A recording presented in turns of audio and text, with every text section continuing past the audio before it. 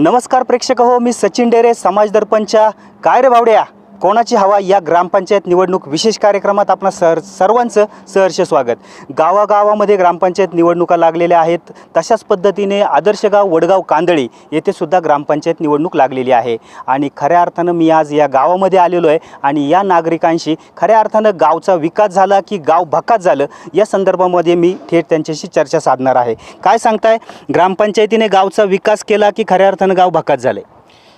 तसं बघितलं तर 2021 आणि 2025 मध्ये आपल्या वडगाव कांदळी आपल्याला महाविकास आघाडी आम्ही तयार केलेली आहे आणि त्या आघाडीमार्फत जे प्रश्न प्रलंबित राहिले ते प्रश्न सोडवायच्या दृष्टीने पाऊल पुढे टाकणार आहेत। मागच्या ग्रामपंचायत बॉडीने कामं केली नाही? मागच्या ग्रामपंचायत बॉडीने भरपूर कामं बाकी राहिलेली आहे आणि कामं तसं बघितलं तर थोड्या प्रमाणात झालेली, जास्त प्रमाणात झालेली नाही ती कामं। नक्की तुम्ही राहताय कुठं? मी निलकमळ्यात राहतो, वार्ड क्रमांक 4 मध्ये। कुठले प्रश्न वार्ड क्रमांक 4 मध्ये प्रलंबित आहे? वार्ड क्रमांक मध्ये निलकमाळी रस्ता ह्या प्रलंबित रस्ता काम बाकी आहे। त्याचप्रमाणे निलक लांडीमळा ह्या रस्ता काम बाकी आहे आणि त्याचप्रमाणे स्टेट लाईटीचा प्रश्न बाकी आहेत। दादा, काय वाटतं उमेदवार कसा असावा? उमेदवार हा समाजाला धरून समाजासाठी कामं करणारा असावा। नुसताच निवडून दिला म्हणजे तो तिकडे जाऊन बसला की केलं हेच नको आहे। मला उमेदवार असा खरोखर मनापासून कळकळ पाहिजे। मूळ मुद्दा आमच्या वार्डामध्ये रस्त्यांची सगळ्यात मोठी समस्या आहे, लाईटीची आहे, पाण्याची आहे। एकमेकाला सहाय्य करू अवघे धरू सुपंथ, ह्या पद्धतीने जो काम करील आणि ही आघाडी नक्कीच करेल हा मला पूर्ण विश्वास आहे। जे सत्ताधारी होते त्यांनी गावात तुमच्या वॉर्डमध्ये कामं केली नाही का? माझ्या वार्डामध्ये कामं नगण्य झाली नाही अशी नाही, परंतु टांगड्या खेचाखेची एवढंच राजकारण केलं। आणि तुम्ही काम करता, तुमचा प्रश्न सोडवायचा नाही, आमचंच झालं पाहिजे, ही सर्वात मोठी आता आम्हाला शल्य आहे त्याचं। तुम्ही हे जे काही ग्रामपंचायत होती त्या ग्रामपंचायतीचे कामं खुश आहात का? नाही, समाधानी नाही। माझ्यासोबत एक ताईसुद्धा आहेत। ताई, नक्की महिलांच्या संदर्भामध्ये ग्रामपंचायतीने काय काय कामं केली? आता तसं बघितलं तर काहीच कामं केलेले नाही दिसते एवढं, कधीतरी हे पण जे अपंग आहेत किंवा आदिवासी आहेत किंवा म्हणजे काहींची अडचणी असतात ते सोडवते नाहीत। कधी गेलं, कधी तक्रार केली तरी ते फॉर्म असे टाकून देतात आणि परत बोलती नाहीत। ते परत गेल्यावर म्हणतात नाही बघू। पण असं म्हणजे माझं एवढंच म्हणणं आहे का कोणताही उमेदवार असो, कोणताही सरपंच असो आणि कोणताही बी हे असो, पण त्यांनी ही कामं करावा, महिलांना पण प्राधान्य द्यावा, त्यांना काही सुविधा आल्या त्या त्यांच्यापर्यंत पोचावा, एवढी माझी इच्छा आहे। गावात विकास कामं झाली नाही? झाली गावचे, पण काय आता ते गावचे आता वजन पडणारी मंडळी नाहीत। पहिले वजन पडत होतं, आता वजन पडत नाही गावात। समजा 4 मंडळी जमली, समजा हे म्हणले का हे असं करायचं, ते म्हणणार नाही, ते तुम्हाला नाही माहिती, ते बरोबरच करायला पाहिजे, ते आम्हीच करतो। मग आता चालत नसल्यावर काय करणार आहे? तेव्हा आमच्या याच्यामधून वार्डमधून 4 नंबरच्या हे आम्ही यांना निवडून देणार आहे, हे आमचं ठरलेलं आहे। खऱ्या अर्थानं जो विकास करेल तो आमचा, विकास करणारा माणूस खऱ्या अर्थानं जो असेल त्यालाच आम्ही आमचं मतदान देऊ, अशा स्वरूपांच्या ताईंच्या या स्पष्ट भूमिका आहेत। दादा, वडगाव कांदळीसारखं एक आदर्श गाव, निवडणूक लादली आहे गावामध्ये, खऱ्या अर्थानं बिनविरोध झाली असती तर खऱ्या अर्थाने गावाला मोठा निधीही मिळाला असता। आम्ही भरपूर प्रयत्न केला बिनविरोध करण्यासाठी। आम्ही सामनेकून त्यांचे 3 उमेदवार होते, आम्ही 8 ठेवले, तर कुठंतरी एकत्र येऊन बसावं आणि एकत्र येऊन बसल्यानंतर आपली माघार होईल आणि जेणेकरून माघार जर झाली तर आपण आपला 4 नंबर वार्ड आबाद आपण बिनविरोध करू शकतो। पण सामनेवाले असे ताटून बसले का जे आम्ही सांगतो तेच आम्हाला सीट द्या, नाही दिली तर आम्ही इलेक्शन लढायला तयार आहोत। म्हणून हे आजला आमच्याही वेळ आली आणि त्यांच्याही वेळ आली लढायची, पण आम्ही जी महाविकास आघाडी तयार केली त्या पूर्ण 3ही उमेदवारांना आम्ही निवडून दिल्याशिवाय राहणार नाही अशी ग्वाही देतो।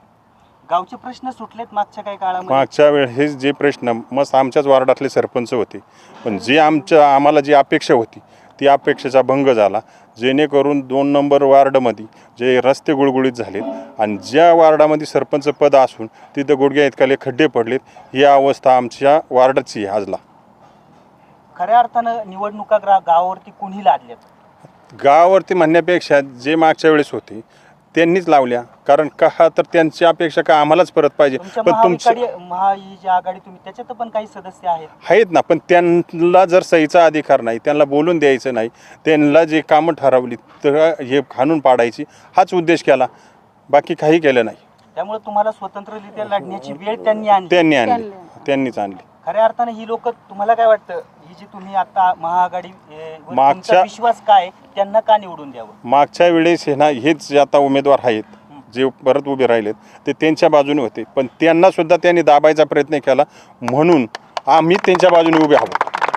यांना का निवडून द्यायचं? कोणाला? त्यांना विचारात घेतलंच नाही ना. विचारात जर घेतलं असतं तर त्यांनी जे नऊ जण त्यांच्या बाजूने होते मागच्या वेळेस, ते 9च्या आहे ना 7 जण आहे ना आजल्या बाजूला झालेत. तुम्ही ते पण जे समाजाने उमेदवार विचार केला पाहिजे. आज रोजी हे जे उमेदवार देतात, तुम्हाला वाटतं ही तुमची कामं होतील भविष्यात? होय ना, आम्ही जर समाजाने साथ दिल्यावर तर का नाही होणार?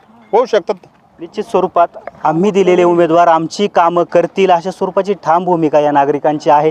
काही पाठीमागच्या काळामध्ये विकास झाला नाही, परंतु खऱ्या अर्थानं या सगळ्या उमेदवारांना आता आम्ही सोबत घेतलेलं आहे आणि सोबत घेऊन, विश्वासात घेऊन हे उमेदवार नक्कीच आम्ही त्यांना हाक दिली आहे, ते आमच्या हाकेला नक्कीच साथ देतील अशा स्वरूपाच्या स्पष्ट भावना आहेत. आजी आहेत माझ्या समेत. काय सांगाल, काय गावचा विकास झालाय, काय वाटतंय, सगळं एकंदर काय परिस्थिती? गावचा काहीच विकास झालेला नाही, मळ्यातळ्यांचाही काही विकास झालेला नाही.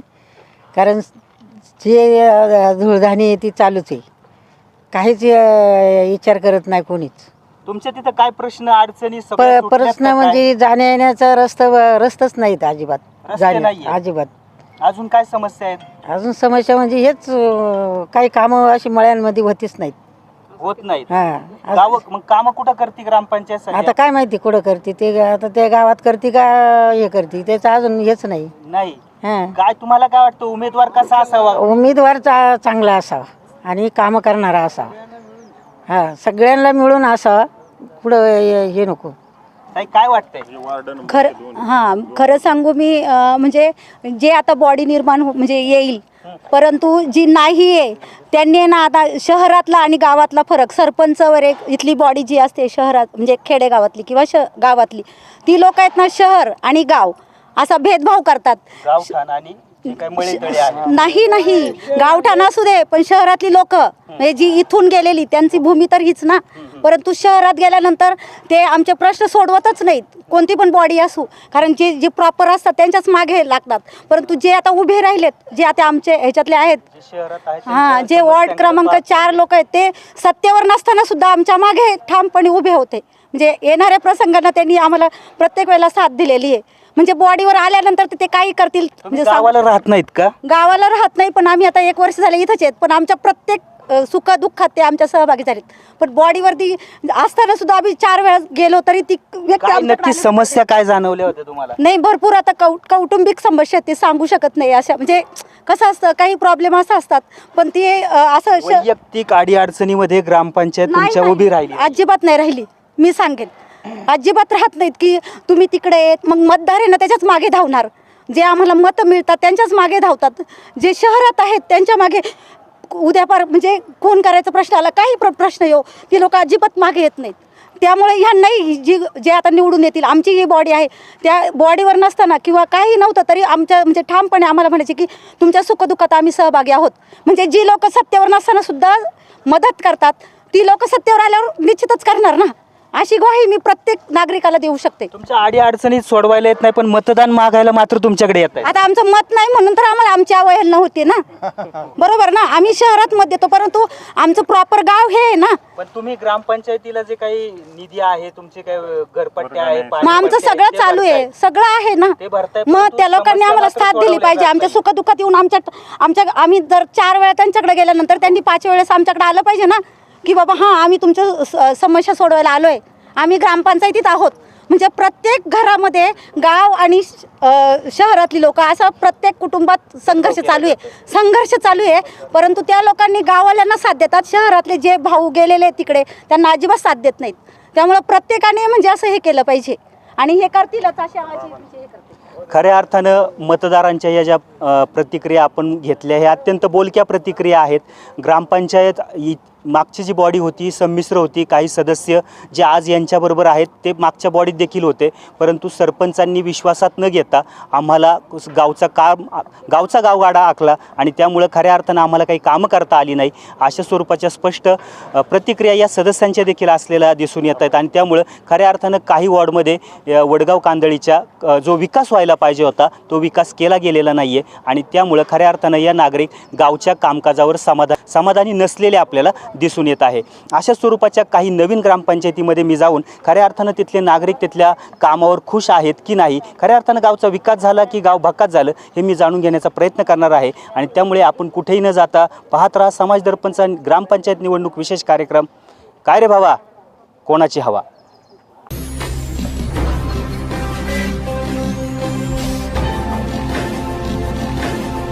ताज्या घडामोडी आणि नवनवीन माहिती मिळवण्यासाठी समाज दर्पण या YouTube चॅनलला सबस्क्राईब करा आणि बेल आयकॉनवर क्लिक करा.